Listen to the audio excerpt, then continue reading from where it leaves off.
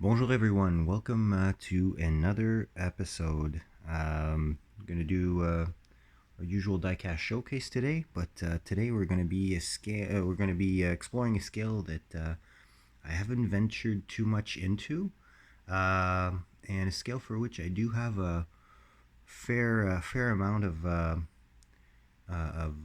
individual castings that I like to show off today. So without further ado, we will go into a HO scale showcase, so 1/87th scale to be precise.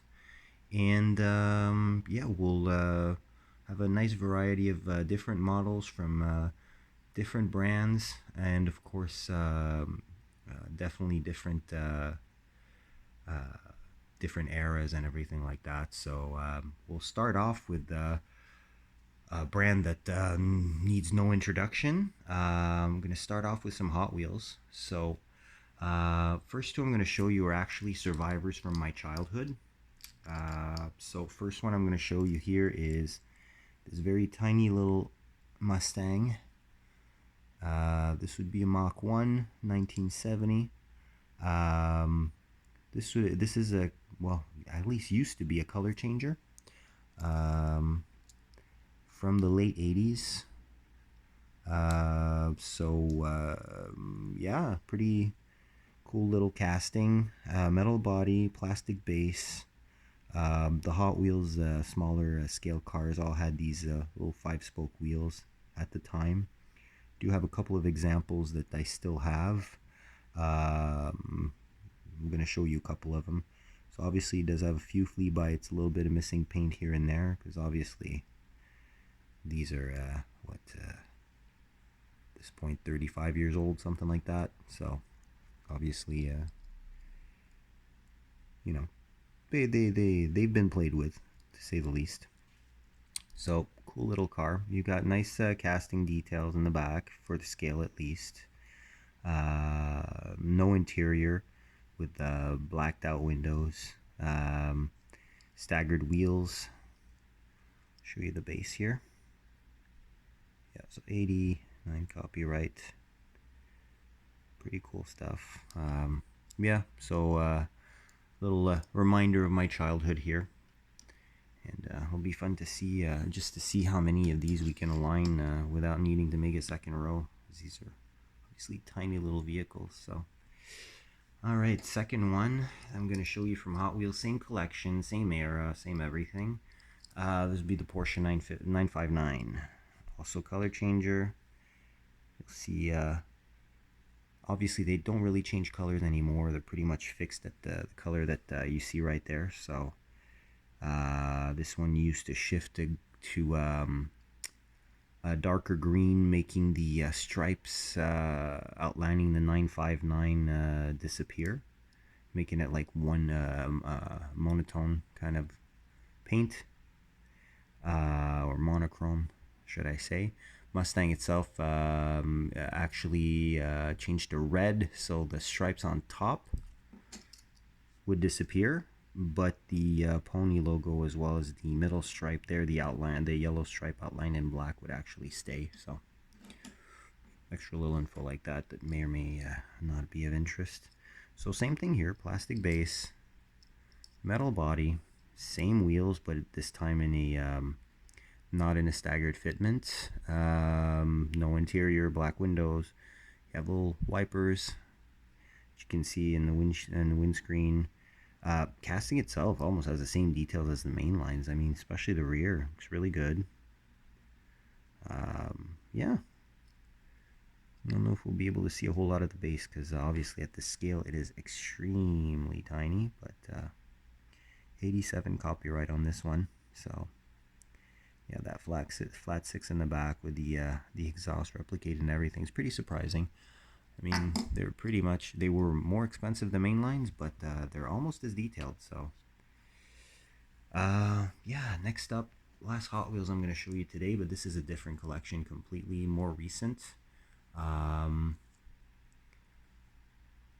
believe I saw this specific car during a mail call, and I don't remember who actually got it in a package, but nevertheless, here it is.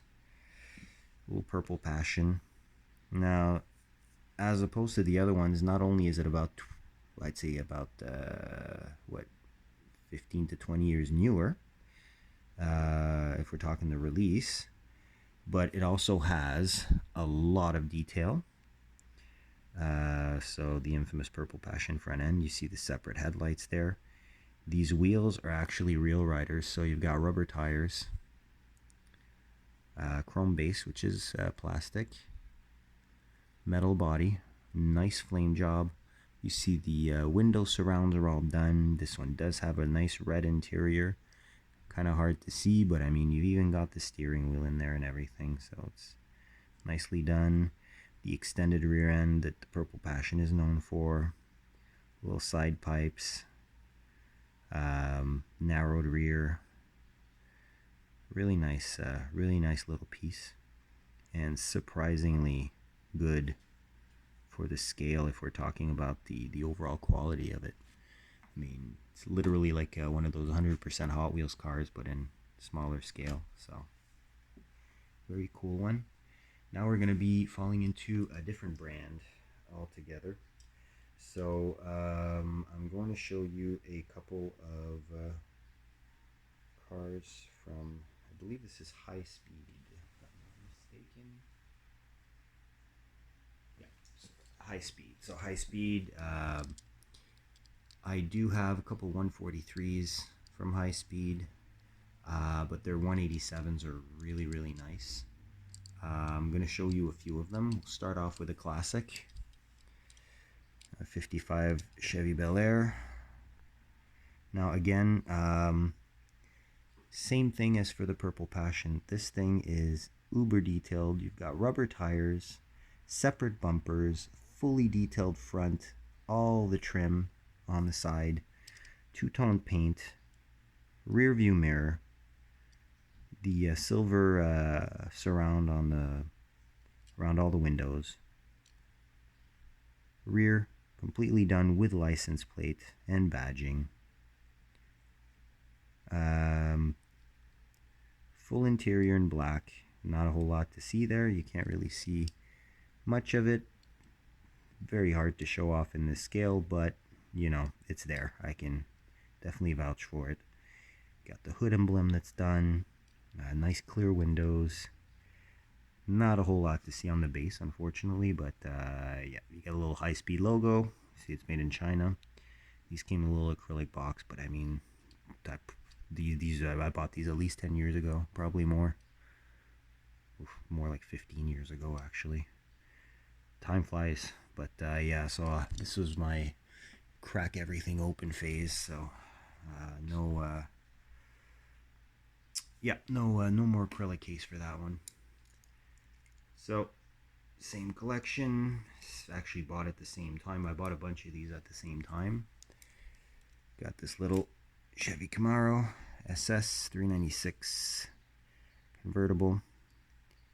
And nice green color.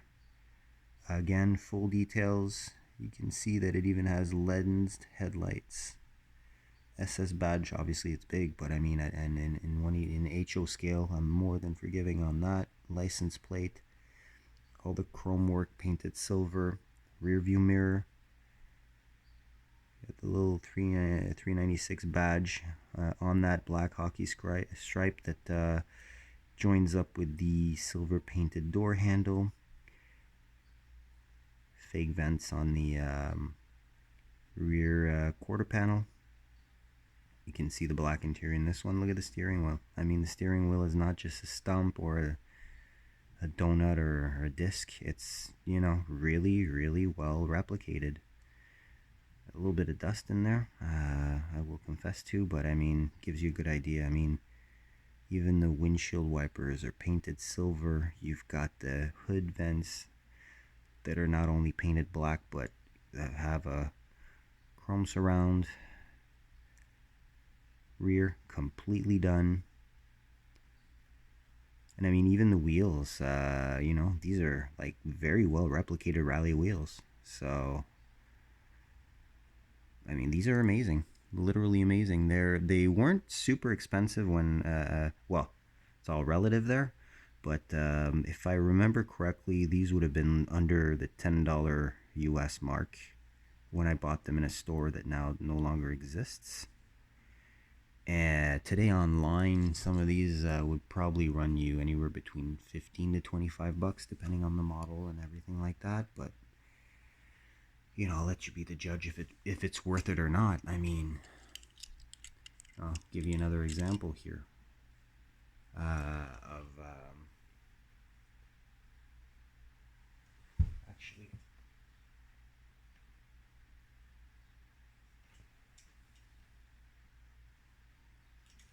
Yeah, still the same collection, so sorry about that. I just wanted to double check, make sure it wasn't another brand. But here's an Olds 442. I believe this is 68, 69. Not a 70, I know that. Probably 68 or 69, but again, look at these stylized steel wheels. They're super well replicated. All the badging, you know, you've got the 442 badge on the fender. I'll really have to hold these a little bit at a distance because definitely it focuses on large objects. But yeah, side indicator, window surrounds, rear view mirror, full interior in black, closed windows.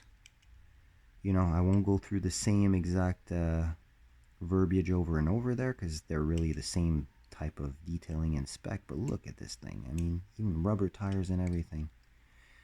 Metal body, plastic base, separate chrome bumpers. I mean, I find it's pretty amazing. Again, you know, there's literally nothing to see on the base there, but yeah, I mean, these are definitely amazing. So Olds 442 in a nice gold, Inca gold with the black stripes. So we're gonna leave GM and we're gonna just check out a little Mopar here that I have. I think only Mopar I have in this scale, if I'm not mistaken, but it's a really nice one. It's a 67 Belvedere convertible. It's the only one from this series of 4 that has the chrome wheels that look a little bit more custom, but I mean, look at the details of this thing. Quad front lights that are lensed, chrome bumper and grille that are separate pieces. Again, the rear view mirror, the gas cap, the door handles. Nice black interior with, again, the steering wheel. It's super well replicated. Look at the rear end. Everything's there, including the Plymouth script that you can barely see, but you know, those little dots basically that are darker in between the two lights that run the length of the rear filler panel there. That's Plymouth right there. Dual exhaust, touched up in silver. I mean, seriously nice. 2 hood scoops. Assuming this would either be a 383 or a 440 car. Definitely not a Hemi. But yeah, nice little piece. I mean, talking about little scale cars, these are tiny scale cars. These are more popular example for train sets or things like that, basically. So next up, how about we go a little bit Euro cars. I love Euro cars. So next one I'm gonna show you, it's gonna be the last drop top I'm gonna show you, but Jaguar XJS convertible V12. Look at those wheels. Look at those wheels. They're literally perfectly replicated to scale. Again, lensed headlights.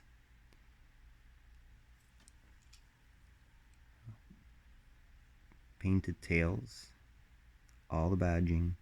Actually, it possibly could be a straight 6 version, because normally the V12 badge would be between the passenger side light.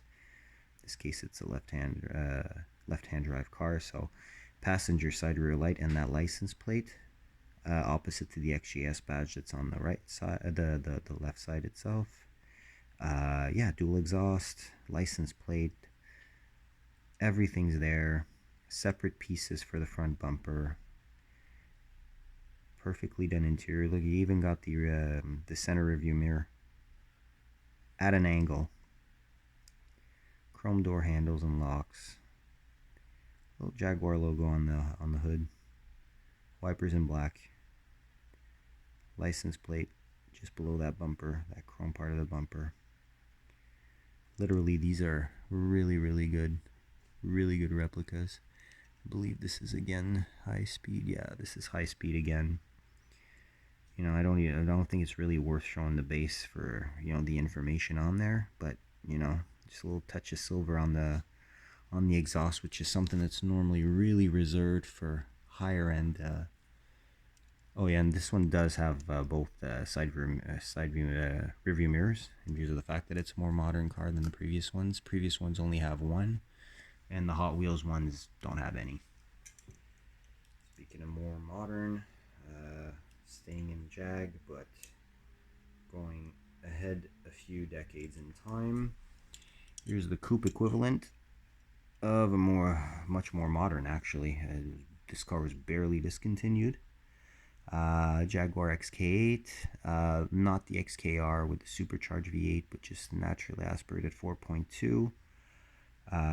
As seen through the absence of hood vents on the hood and the regular diameter wheels of a less aggressive styling. Again, lensed headlights, great grille details. Everything is done up. Obviously, there's less to see on here because you know, you won't get chrome mirrors or door handles on a car of this vintage. Obviously, this car, you know, would be, you know, in real life, what, maybe a 10-year-old car, give or take, 10-12-year-old car. So we're way past the chrome trim fad of several decades ago. But yeah, beautiful little car. Very well done. Again, the twin exhaust, not in silver this time, but it's there, you know, protruding out of the rear bumper. Really nice car. Nice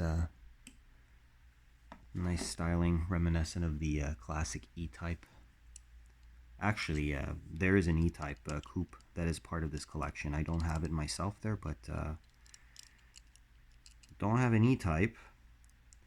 However, something that's just as iconic, I do have this one. 300 SL Gullwing. Produced 54 and 55.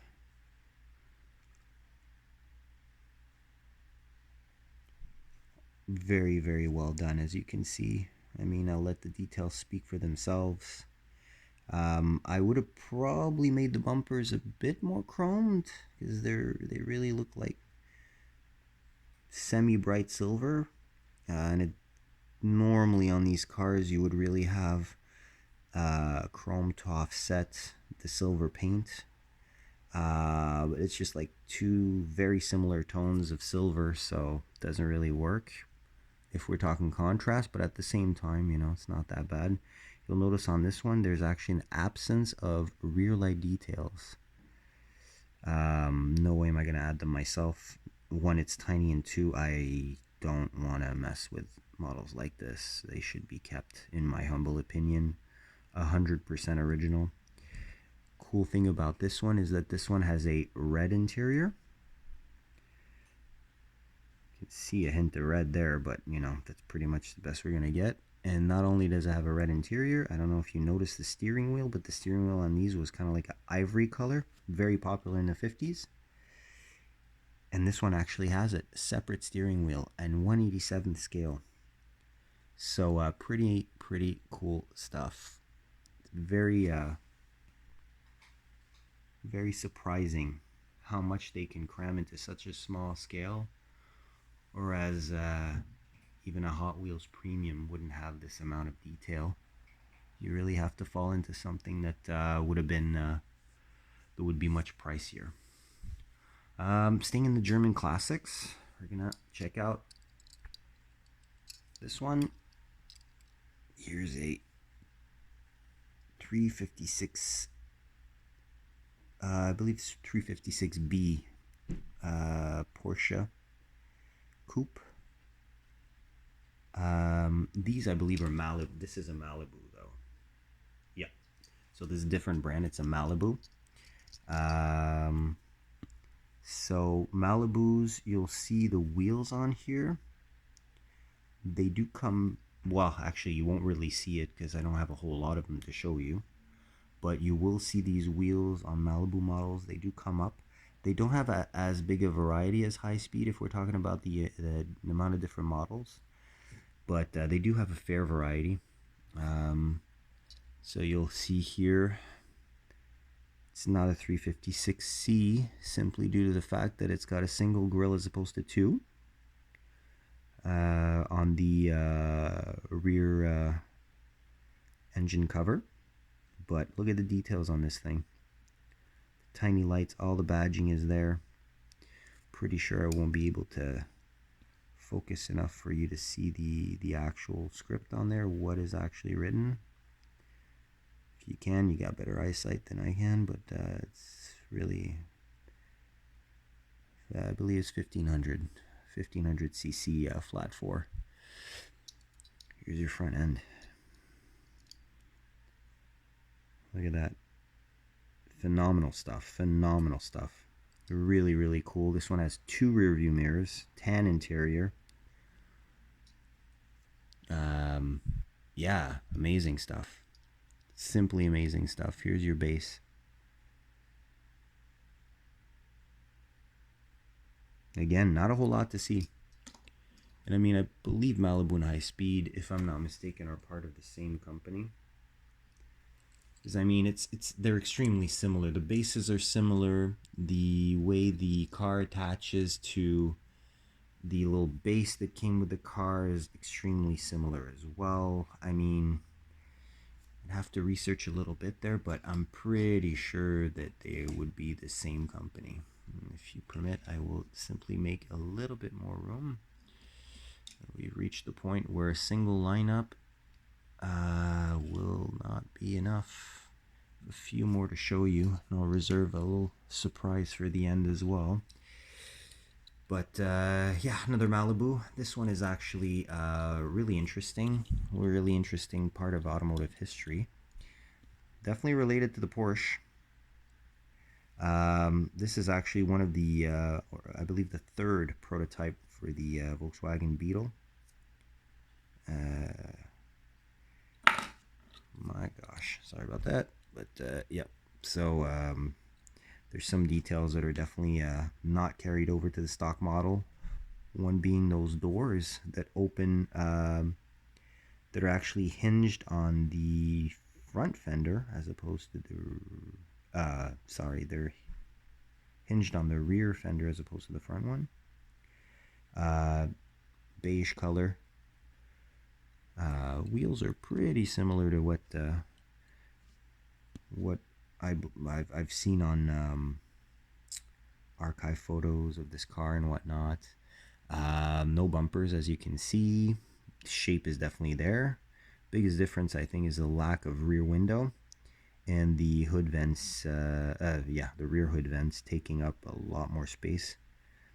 A little bit like Tatras from Czechoslovakia in the 30s, which were way in advance for their time. But this is a nice little car. Nice little piece of history. Some parts of it, some parts of that history is definitely dark, but yeah. Center exit exhaust. And yeah, there's your base. Cool little car. Very cool little car, especially when you put it next to the Porsche. There you go. Right, next up, let's see. I'm gonna check out couple of Motor Max 187 scales. Today I've got a trio of cars to show you, and they're from the Fresh Cherries collection. So first one, this very tiny, oh my god, yeah, the balancing game here. Very tiny first gen Honda Civic. I'm a JDM fan, so this one definitely I love. I used to have a boxed Honda Accord, also first gen Honda Accord, that I sold a couple years back. So I've got this one that's remaining for the Hondas. I kind of regret selling the Accord, but at the same time, not really, because it went to a good collection, so great collector and whatnot. So there you go. Very cool. Now, this is probably the most detailed Motor Max models that exist in a scale other than 118. So there you go. You got the front plate, 1975, CVCC badge in the grille, the turn signals. You've even got a little black trim across the bumper, if ever you can see. Should have been a strip of rubber that goes on the chrome bumpers to kind of like mitigate pitting and stuff after slight bumps and whatnot. This one does not have mirrors though. However, the wheels are really well done. The blade maybe slightly too large. Here's the rear end. Look at this thing. Look at this rear end. Literally, it's got every single detail that does not want to focus. Yeah, this thing does not want to focus at all. Let me just try and get this camera to understand where. There we go. Where to focus. Look at all these details. It's absolutely insane. Yeah, and it's got full interior in black, but you know, it's pretty much impossible to see, so yeah. And the interior is not as good, honestly, as the ones from Malibu and Highspeed. It's not as detailed, and it's not as proportionally accurate. Alright, next up I'll show you a duo of what most people, let's see, all cars from the 80s, not the cool cars from the 80s, what people would probably call shitboxes, excuse my French, but let's check it out. So we've got a beautiful Ford Escort in US trim, so not the turbo, not the good one basically, but the American spec one that was diluted and pretty much neutered for the American market and actually US smog regulations at the time. Look, it's still awesome because there's details galore. You got the license plate on the back again to show you the model year. And I don't want to focus. Let's try this way. Let's see. There we go. 81. So yeah, two color rear lights. All the badging and the scripts are there. Same thing again, the bumpers. You got the black corners, the chrome centers with the black strip going across it. Front lights are lensed with painted indicators. Two mirrors, rear wiper, front wipers, you know, the little grill in front of the wipers is there as well. You've even got right down here, this would be the antenna that seems to be retracted. And yeah, again, black interior, super well done. Side trim is there, painted door handles and all that good stuff. You know, really cool. Not a very desirable car, but it's a very cool model, and I I'm pretty sure Motormax is the only one that would have done a US spec Ford Escort. And even more of a, you know, shitbox. Ford Tempo. Now, I have a larger version for this car, but also it's very nostalgic for me because my dad had 3 Tempos when I was a kid. Not because he liked Tempos, but simply because through his employer at the time, they had a deal with Ford and company cars were from Ford. So since we were talking about mid 80s, well, there you go. Tempo just came out. He had one exactly like this except in gray. Like exactly like this.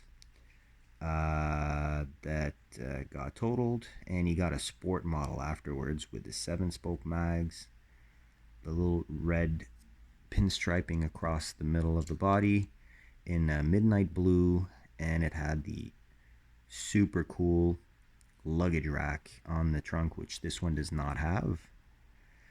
And it was a stick, so at least it was a little bit cooler.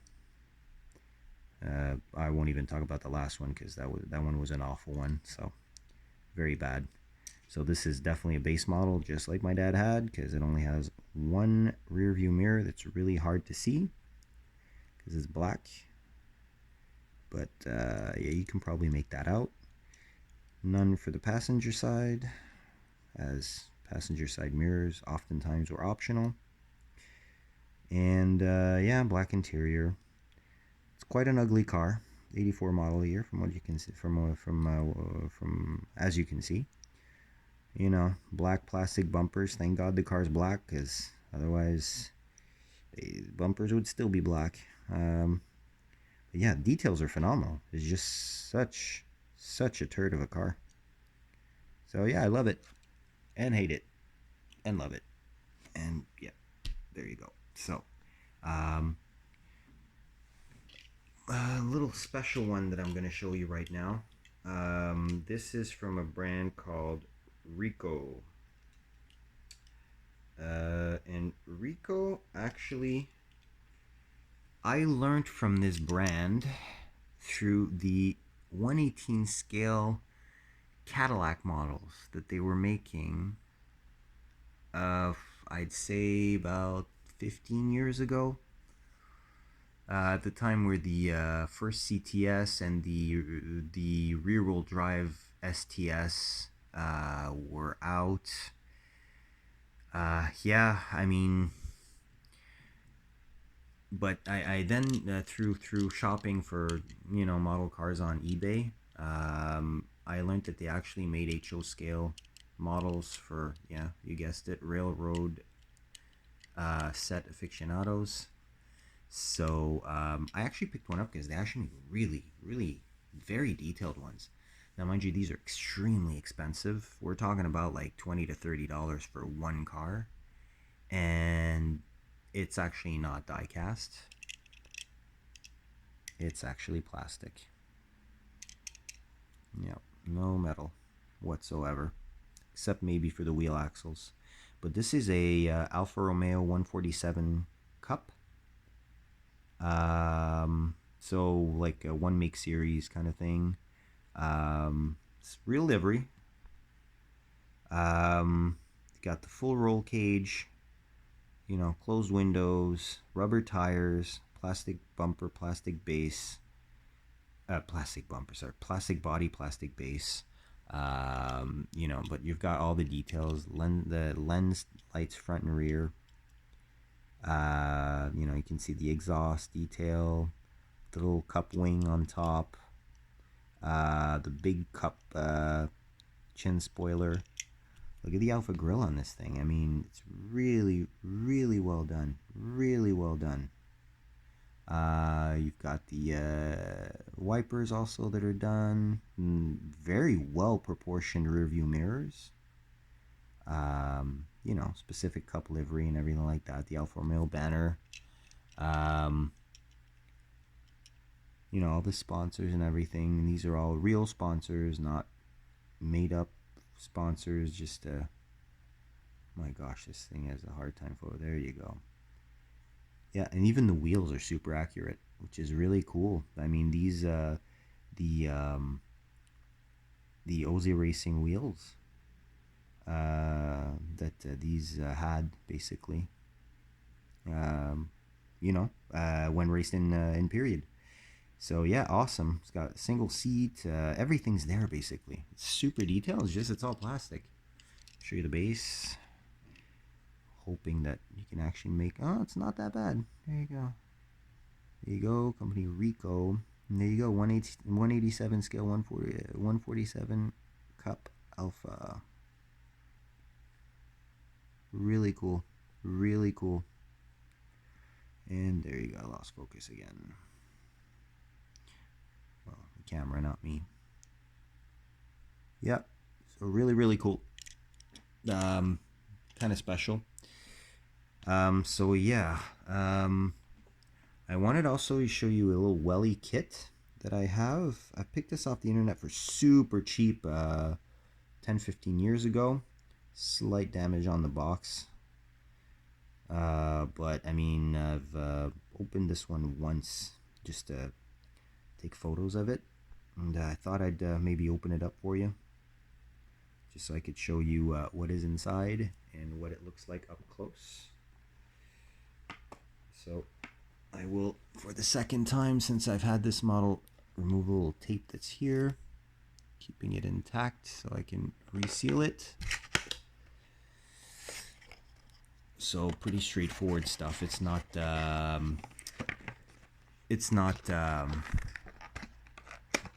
there's no there's no nothing to unbolt or undo there or anything like that. We're talking about basically your box, your background in the box, and then a little plastic case to hold everything in. So this it's like a clamshell. It opens up, and a 3-piece kit.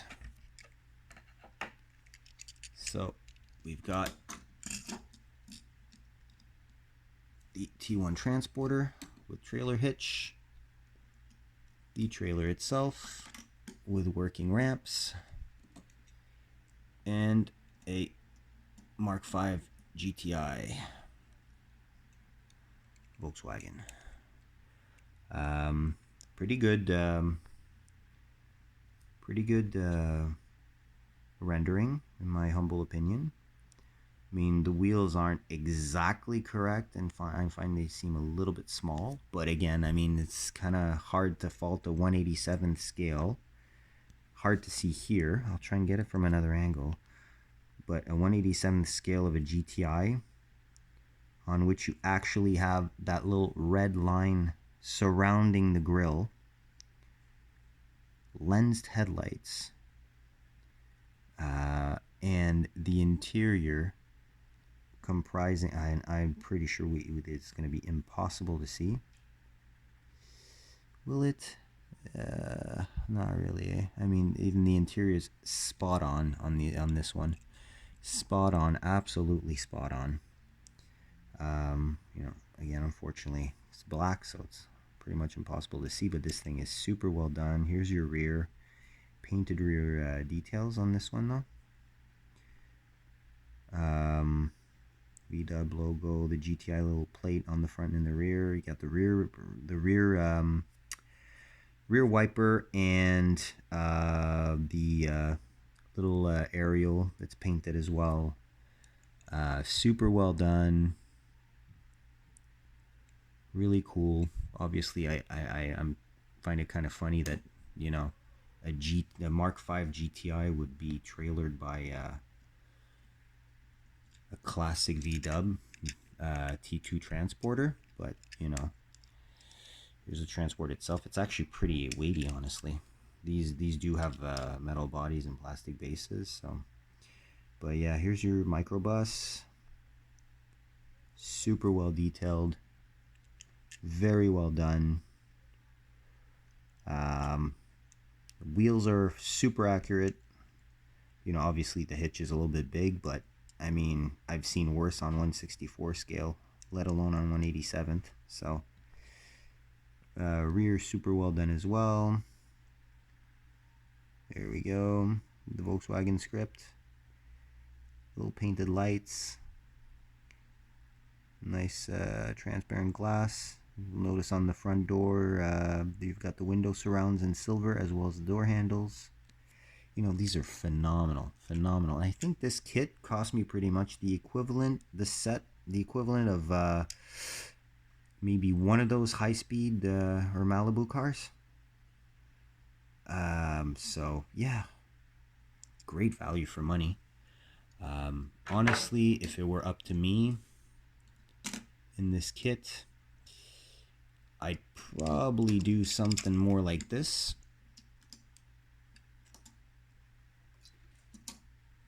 Because I mean, wouldn't that be a nice kit right there? But yeah, that's just me. We'll just lift these up here a little bit, and there you go. So yeah, really phenomenal stuff. Hope you enjoyed. I know the 1/87 scale is pretty uncommon for diecast collecting specifically. But yeah, really hope you enjoyed. I definitely enjoyed showing them to you because it's always fun going through the, maybe parts of the collection that I don't, explore as much. So I want to thank you for tuning in. If you enjoyed the video, hit that thumbs up. Don't hesitate to subscribe for future uploads. And of course, feel free to leave your feedback in the comments. And on that, I will let you go. And I will see you on the next one. So take care and bye-bye.